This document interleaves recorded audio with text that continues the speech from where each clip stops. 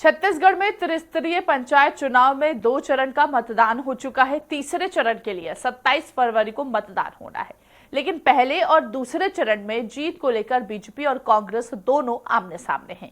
भाजपा बड़ी जीत का दावा कर रही है, तो कांग्रेस का कहना है कि भाजपा चुनाव को प्रभावित करने के दांव पेच खेल रही है। देखिए हमारी एक खास रिपोर्ट में।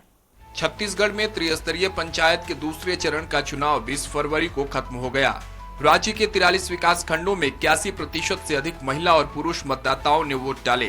राज्य में दूसरे चरण के मतदान का औसत 81.22% रहा। वही 26,988 पंच, 3,774 सरपंच, 899 जनपद सदस्य और 138 जिला पंचायत सदस्यों के लिए दूसरे चरण में वोट डाले गए। भाजपा का दावा है कि वो पहले चरण की तरह ही दूसरे चरण में भी भारी जीत हासिल कर रही है। दूसरे चरण के मतदान के बाद ही 10 जिला पंचायत ऐसी हैं जिसमें भारतीय जनता पार्टी का बहुमत प्राप्त हो गया है अपने अधिकृत प्रत्याशियों के बदौलत।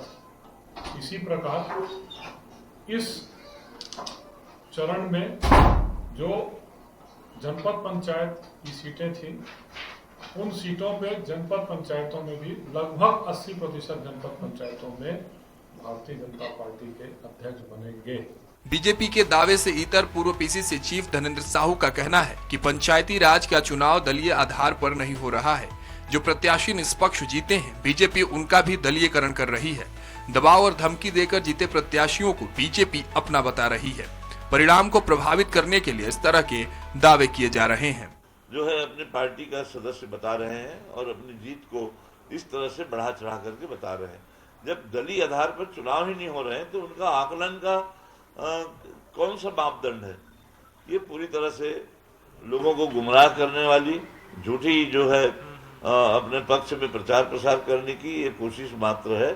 कहीं भी जो है भारतीय जनता पार्टी का, हम लोग रही रायपुर जिला में देख लें, रायपुर जिला का जो पहला परिणाम आया है 9 सीटों में, 9 सीटों में 2 भाजपा के हाथ में नहीं है, मात्र 2 सीट भाजपा के हाथ में गई है 9 में से।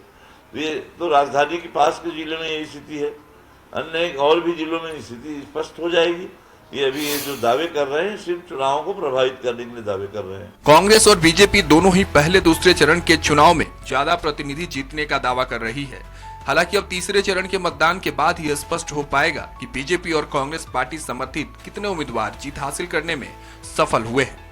स्वराज एक्सप्रेस के लिए रायपुर से दिलीप साहू की रिपोर्ट।